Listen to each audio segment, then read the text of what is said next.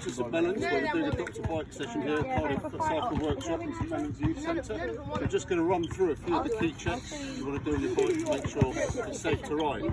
First of all, obviously, it's the brakes. Check that they're working. When you put the front brake on, push up, the back wheel should come on, put the back brake on and pull the bike backwards and the front wheel should come on like that. So we're testing your brakes are working. Next thing, always ensure you've got your tyres are really pumped up, so you feel solid. Put that palm on the hand and push down. You feel absolutely solid.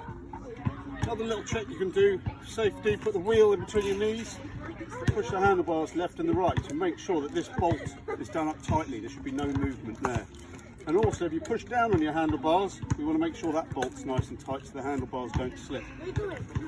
Check your seats on nice and securely, move it that way and that way.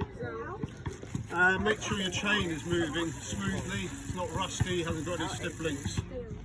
The other thing we might check, if you've got a 15mm spanner, is that your wheels are on nice and tight. So here's a 15mm spanner, putting that there, so it's clockwise to make sure they're on nice and tight.